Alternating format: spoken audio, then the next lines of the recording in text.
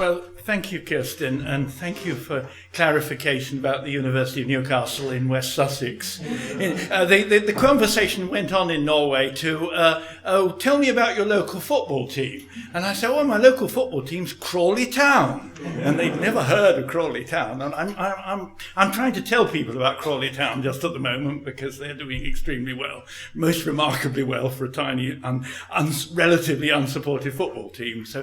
But there we are. That's not, however, the topic of today. But thank you very much for clarifying that where I belong in as of now. Actually, my connections with Newcastle are now getting pretty distant. Right. Well, speaking truth to power. I was always taken with the title of Aaron Wildavsky's book. Which was published, of course, in 1979, around about the time Policy and Politics came to Bristol. The daft thing about liking a book's title and then not actually going and reading it is that you get the idea that it's going to do a lot of things that it doesn't do. And I thought I would find in the book a very dated exposition of rational policy analysis.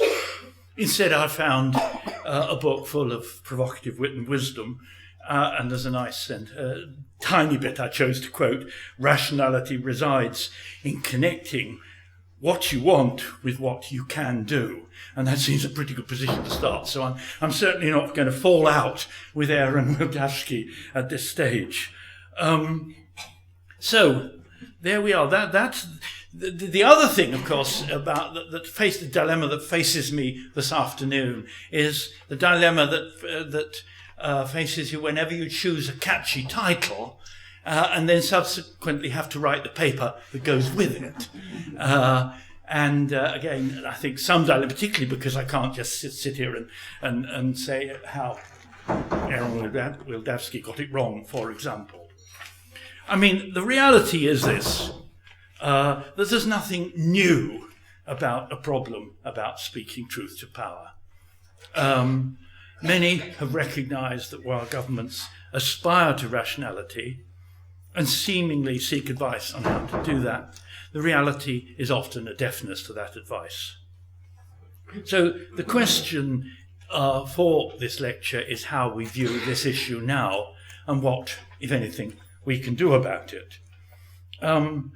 I think there's an interesting kind of implicit assumption here, which maybe not everybody in this room would share, and it was actually very nicely put by the Pro-Vice-Chancellor introducing us today, where he talked about the crosstalk between policy and practice. And that, again, it seems, for me at least, sums up what I am about. And the question here is obviously a question about why do we study this topic. And I think in studying and being concerned about public policy in its various forms, there is, to me at least, an implicit assumption that you're doing it in order to try to improve policy and/or the policy process. And therefore, I start from that position, and it's fundamental to what I want to say this afternoon.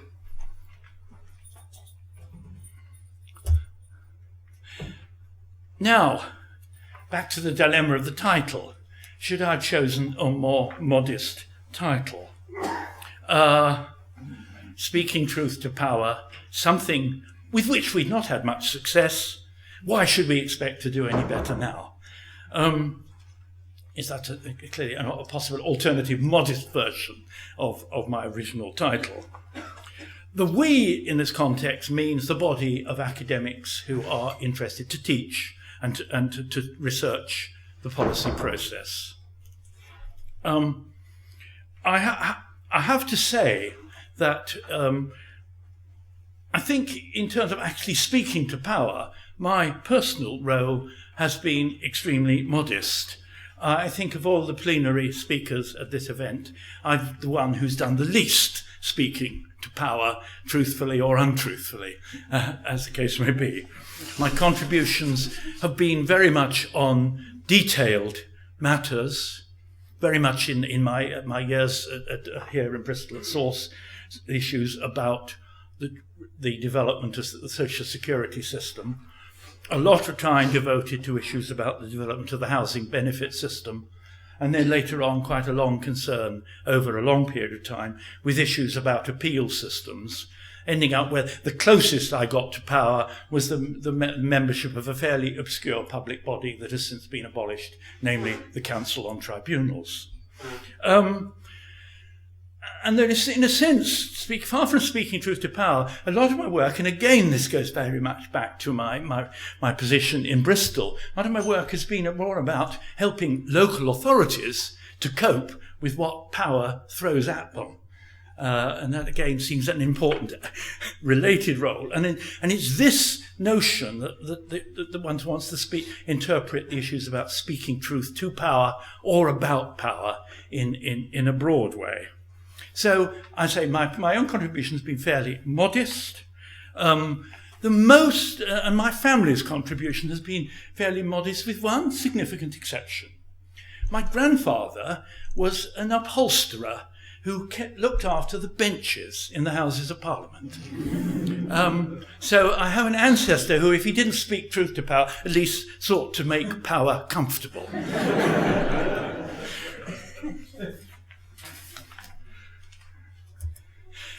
So what are we talking about? The policy process and the whole agenda of policy can be seen in a variety of ways. Policy and policy advocacy, issues about the policy process. And my own contribution has more been about the study of the policy process than about particular policy issues, notwithstanding some of my earlier career efforts, indeed, to contribution to policy debates.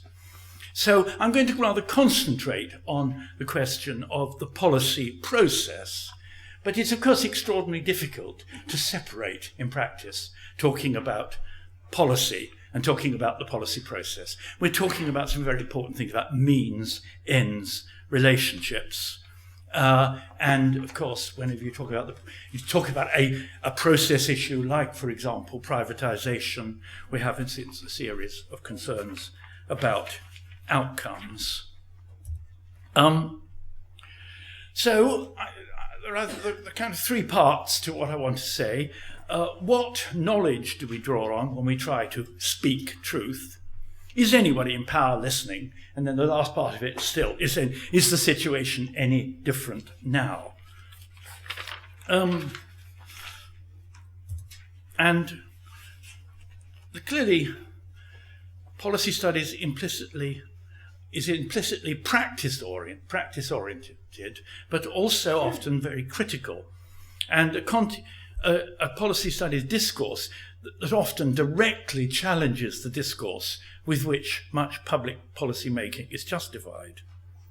So often, therefore, one has again this interaction between the actual context of the decisions and the issue about saying there are better ways of making decisions. Now, where are we going in terms of the discipline?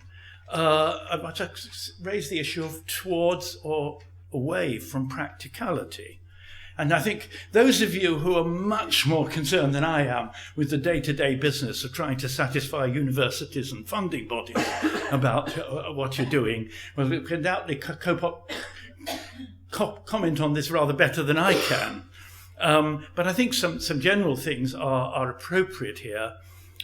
This book by Collini, which defends the traditional idea of the university, drawing back on the 19th century work of John Henry Newman, reflects on how subjects initially seen as practical evolved as a wider academic discourse developed. And therefore, there's kind of an interesting question here about, as we get better intellectually, does the practical content of our truth as far decline? And is there in that sense a tension? I put it here as between speaking truth to power and speaking to students. I could equally have said speaking truth to power and speaking to each other in the context of talking about our research activities, with, of course, problematic issues here about the meaning of truth. And I think there's an interesting question, which I'll come back to, about the extent to which a discipline like ours, but I'm using ours in generic terms about policy studies, a discipline like this has, in the long run, to have to keep its links with questions of practicality.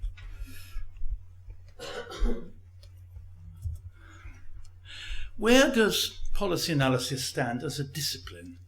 There's the policy science approach.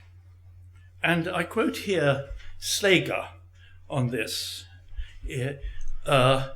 Mountain islands of theoretical structure, occasionally attached together by foothills of shared methods and concepts and empirical work, surrounded by oceans of descriptive work. And that is quoted by Paul Sabatier in his concluding essay in his book on the theories of the policy process. And it's implicit in Sabatier's quotation of that he regards that as an unsatisfactory situation. The theory has got to build. The science has got to be developed. And this is clearly a perspective still I think strongly held in the United States, which I do think we need to look at rather skeptically. In fact, of course, there is one area where there is a certain amount of systematization, and that's around public choice theory. And I'm not going to stand up here and give you a 5-minute critique of public choice theory, but I think I think Hindmore rather puts his finger on it in as much as he says it should be regarded as a source of hypotheses. And if it's regarded as a source of hypotheses, you find in practice that, of course, extraordinarily few of those hypotheses have been tested, and those that have been tested have quite often been refuted. The late Eleanor Ostrom has, I think, a lovely essay, which is, by public choice theory standards, extremely modest in its claims. And she ends up, I think this is a presidential address or something, she ends up with demanding a lot more, going back to the psychological laboratories to learn a lot more about how people work with interests. And frankly, I think that is an approach that is going nowhere, but I won't go further than that. And there may be those amongst you who disagree. So what are the alternatives? Well, I'll start with a quote that at least one person in this room should agree with, from Pollitt and Burkhardt, and which I very much like, talking about the importance of the empirical testing of theories and hypotheses, accepting that this is only one kind of test, and that arguments concerning whether the appropriate conditions for falsification can be met will never cease. And again, a bit further on, reality is socially constructed, but not all constructions have equal claim to our credulity. Another person who I think, whose discussions of social science, theory and methods as far as the study of policy is concerned, is particularly useful is Colin Hay, and who refers to the extent to which our most significant explanatory variables do not avail themselves of quantification or simple measurement, and that this description is the basis from which interpretation and explanation must build. Now, it's a brief lightning effort to try and state where I think the state of the art in the study of the policy process is. But it gives us, therefore, in a position in which we might say, what is policy process analysis actually doing? It's describing systematically, it's observing regularities and generalizing, and not in general terms prescribing, and it's making critical and often negative judgments, particularly about simplified prescriptions. So, if you accept that as the general state of the art of the discipline, then let's go then back to the questions about relevance. I think, actually, when we seek to give our work intellectual coherence, it's easy to forget why we are doing it. Are we engaged in an analytical and definitional game, or in something that helps us to address real-world issues? And I wanted to give you an example from indeed the same event in Norway, a workshop on street-level bureaucracy, where there was a brilliant paper by some researchers from Denmark on issues about the role of a group of 3 different groups of street-level bureaucrats, home nurses, health visitors as we would call them in this country, nursery school teachers and primary school teachers. And they were concerned with looking at the way in which these people operated in the context of the need that they should be early identifiers of children at risk. And we thought it was a lovely piece of work, and we sat around at the end of the workshop discussing the replication of this Danish work in another country. And, after we got along a little bit and discussing what a wonderful study it would be to replicate and how interesting their methods were and so on. But without addressing at that stage, why replicate? And I think that pulled us up rather sharp when we had to stop and say, well, why replicate? Are we replicating because they've got a method that is particularly good? Are we replicating because we think it might be interesting to see whether the United Kingdom is different from Denmark? Or what? And I think maybe I said something about, well, one of our problems would be in the UK selling this to a grant giver. It brought us back sharp about, well, why study street-level bureaucrats in this context? And I think there is actually a very good reason to understand the work of people of this kind and to understand how they may have difficulties in accommodating the regular everyday task with this rather special task of being sharp and good at identifying children at risk. But you need to focus on that to make sense of it. You don't want to say, oh, how interesting, let's replicate street-level bureaucrats studies all over the world, rather as I think we were inclining to do. So, those are a series of things about our discipline. I don't know how I'm running on, not too bad. Now then, is power listening? And perhaps linking up, first of all, with what I've been saying already, I think that we are in a position, if we're trying to speak to power, we can be caught between an expectation of a systematic approach and the question whether this is, in a sense, a scientific approach and the need to be relevant. And I must say, I've always found it's easier either to answer the kind of intellectual questions or the policy relevant questions in relation to a particular idea, a particular project, but find it quite difficult to put the two together. And of course, in doing that, again, we're expected to be practical and not tentative. And of course, then, how tentative we are depends a great deal on what we're trying to say. There is, as far as power is concerned, a receptivity to hard evidence.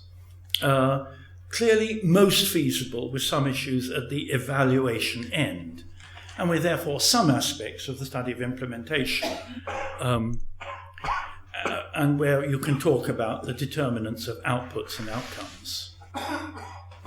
But of course, I wouldn't be the first one to have observed that the lack of policy stability makes for difficulties when you're trying to look at outcomes in the context of a process which is political. But in there, even then, that's only some part of the study of the policy process.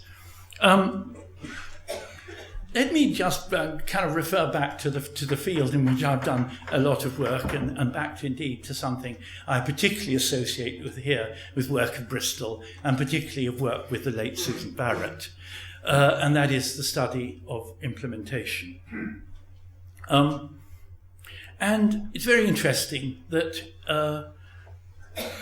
the famous sort of United Kingdom example of the top-down approach is exemplified by something that was originally Lewis Gunn's lecture to civil servants. And it was a classic thing that kind of civil servants love. It was explicit propositions with recommendations which can be set out on a single sheet of paper. It's that essential sort of simplicity of it.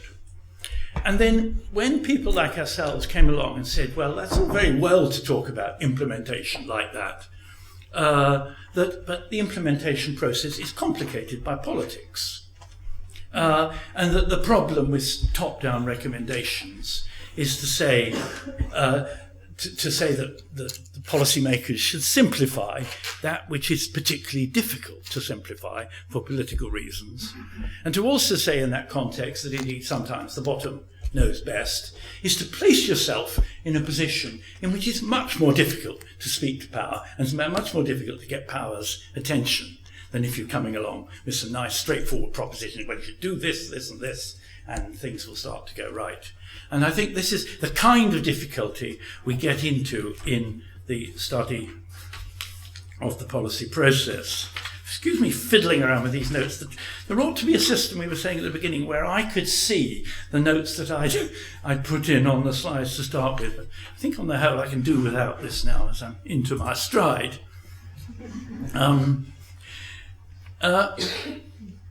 Of course, in all this about speaking truth to power, it may also depend on who you're trying to talk to. If your model of power is something fragmented and contested, as mine is, then, of course, what you're engaged in is talking to some people with some power.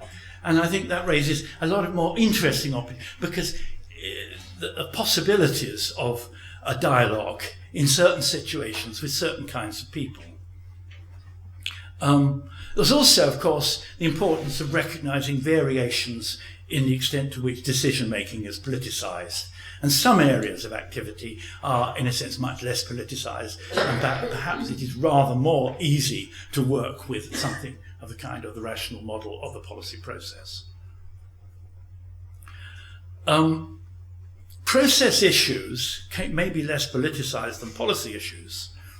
And of course, we may, a particular contribution that those of us who look at process issues can make is that we can be critical of ways of politicizing the process issues, particularly, for example, to pick one at random, the obsession of a while ago with joined up government.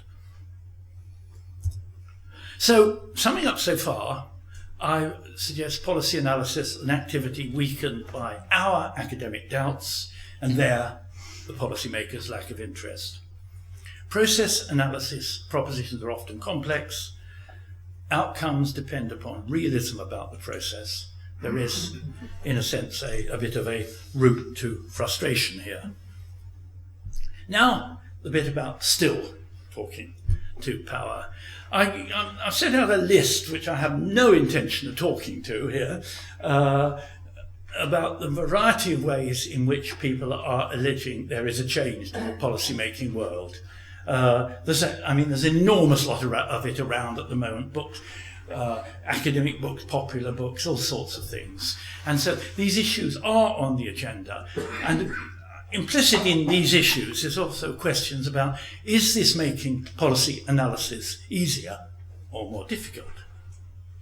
And so from that, I'm therefore going to focus on that and really pick up some particular smaller points. Perhaps, this hasn't come up quite right, well, more or less. The cynical position here, I kind of wondered whether I would get rid of this, but I love this. I don't usually understand Doonesbury, but just occasionally in this particular week I did.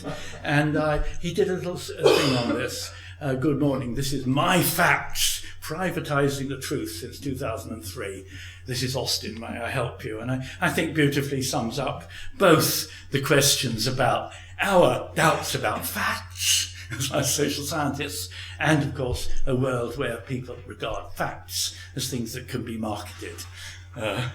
And that's the cynical position. Let's kind of be a bit more positive and a bit more optimistic. What are the issues about speaking truth to power now?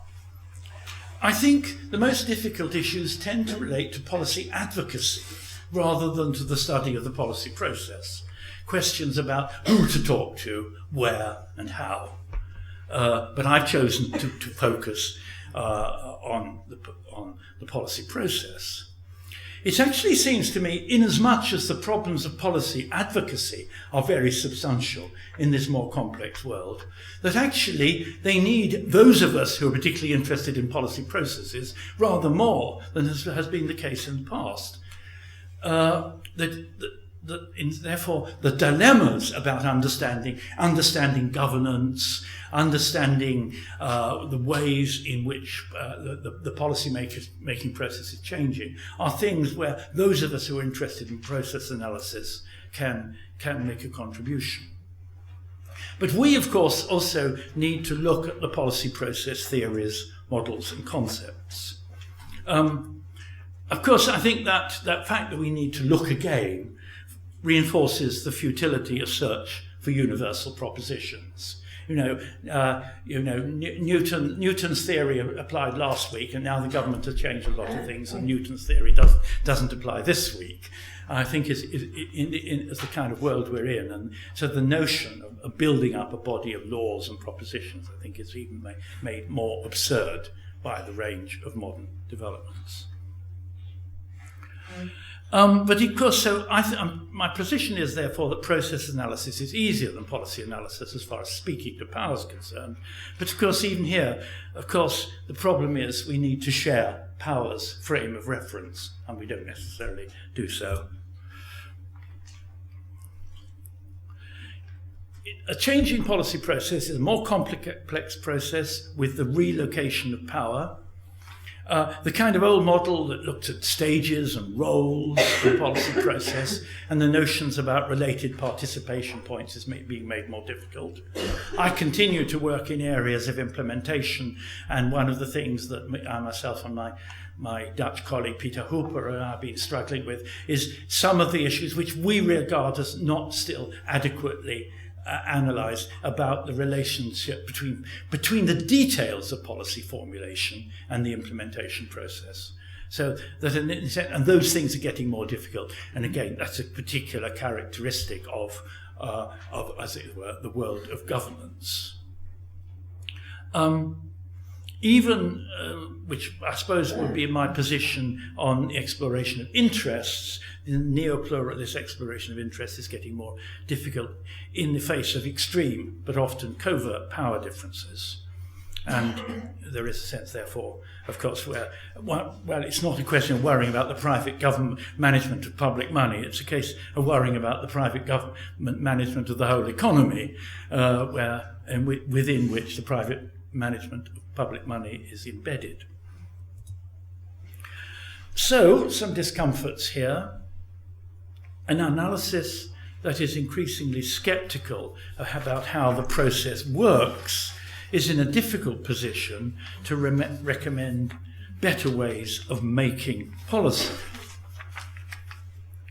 We have to consider the extent to which we are drawn into more fundamental questions about our society and about its institutions, and about challenges to dominant discourse that renders more detailed analysis beside the point. And I think here we therefore come back to my question about, well, why are we doing it, and the distinction between, on the one hand, our role as scholars and teachers on the one hand, and the possibility of speaking truth to power on the other. And I think to some extent there becomes an issue of choosing. I mean, I'm past the age I had to seriously choose this one, but I am still teaching a bit. But there is clearly a set of questions about how much what you want to do in teaching is actually very different to what you might want to do when you're trying to speak to power. So we're still trying to speak truth, but to whom? The old justification, the long-standing justification, particularly associated with Carol Weiss, is the notion of us engaged in the enlightenment function. That we are studying the process, we study in order to make a long-run contribution. We cannot expect to see payoffs in the short run, therefore we cannot necessarily be expected to be noticed in the short run, but there should be some long-run payoff. Well, I think that I still stick by that, but it obviously sounds rather grandiose and optimistic. And I think many of us want to say, let's have a bit of payoff before that long run. And I think there are some interesting alternative ways of looking at this around here, of which I think is particularly important is the idea of equipping people to deal with power. Again, I go back to the notion of rarely having the opportunity to speak to power with the big P, the extent to which, however, we are, many of us on a regular basis, talking to people who, as I say, have to operate successfully in the power system as a whole. I think there's a particular role here in relation to a group of people who in, say, Kingdon's theory of agenda setting, he calls policy advocates or policy entrepreneurs. And there's an interesting contribution to this by an American writing in the journal Environmental Politics, Sarah Pralle, or Pralle, P-R-A-L-L-E. For those who want it more specifically, it's 2009, Volume 18, number 5. She applies Kingdon's theory of the policy agenda setting process to an article in which she's offering to advice on policy advocates about how to operate. And her theme is climate change. And therefore what she sets out to do, using policy process analysis, to suggest ways in which people who are concerned and deeply worried about climate change can try to make contributions into debate, to look for particular situations, particular opportunities. And it's suggested here that therefore a knowledge of the policy process is something that can help in that respect. Then, above all, as I have said earlier, then the teaching role. And let me then go back to the street level bureaucracy theme. Who I say we are teaching, as I say, I'm not teaching very much, but I'm still doing it a bit. And indeed, the people I see at the University of Brighton are very much, particularly on the master's course, people who already are or soon will be small cogs in the policy system, or as in the words of the song, small bricks in the wall. They're broadly speaking street level bureaucrats. And so there are important questions about educating these people, equipping them for the role they've got to occupy. And I have to say, in respect to this topic of street level bureaucrats, I happen to believe, and it goes back, I think, to my past as one of them, I happen to believe in the importance of taking a positive view of that often vilified role.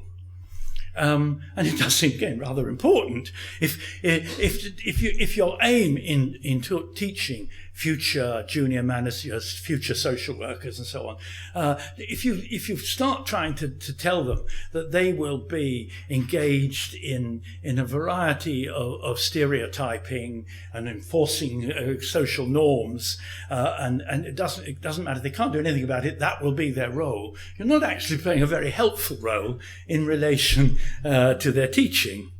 And I think it's very important to recognise the extent to which there are, after all, a series of of dilemmas that a street-level bureaucrat has to deal with. I'm going to be well within that. If I could go back to my earliest work history as an officer in the National Assistance Board. On my very first day, I was called in to see the manager. And the manager was a grisly old character who had been a relieving officer in the 1930s. And he set out to give me some advice on my job. And he made one statement that has lived with me ever since. He said, "Better to satisfy the coroner than to satisfy the auditor." And I think that it was a very interesting proposition about the role of the moral question that a street-level bureaucrat has to deal with. And I think it's important to recognise the significance of these moral questions. The street-level bureaucracy, the phenomenon of street-level bureaucracy discretion is inevitable.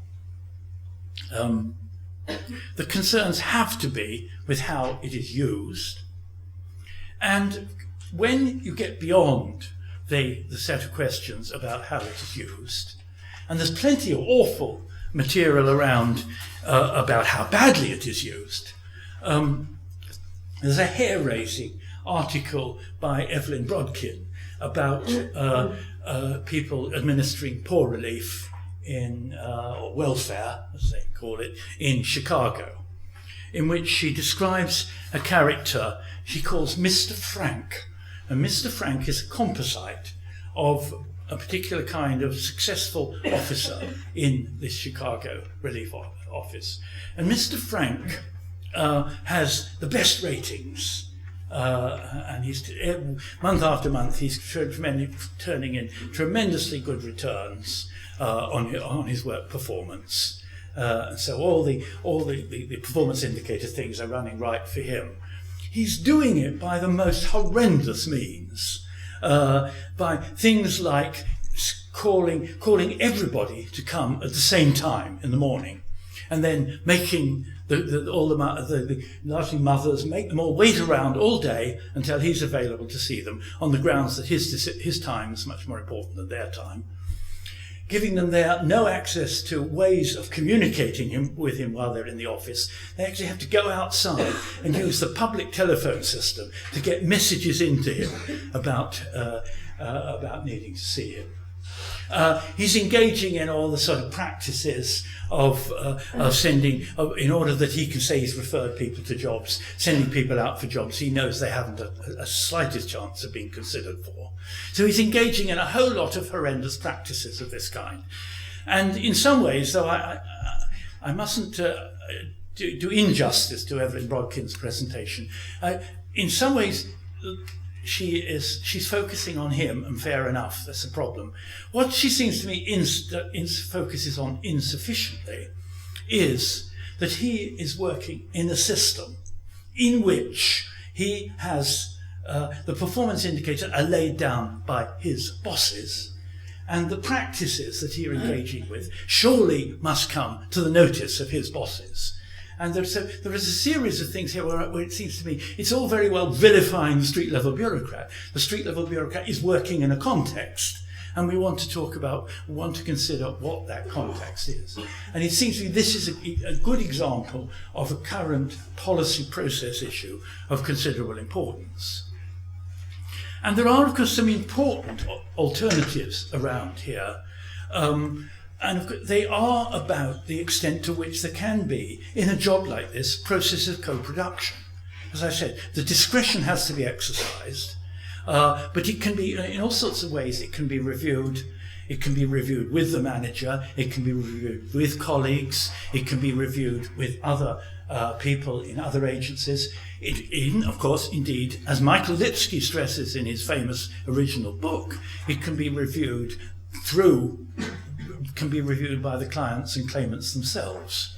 So that there are a variety of ways of handling this issue of co-production that take us far beyond the simplistic questions about street-level bureaucracy. That may seem a little bit of a digression, but I've thrown it in because it seems to me as a part of the questions about looking at power, the importance of looking at power as a whole, and not in a sense necessarily despairing that the power at the top is not listening to us, but recognizing the extent to which people are operating in a power context. My conclusions are that there are inevitably problems about speaking truth to power with complex recommendations.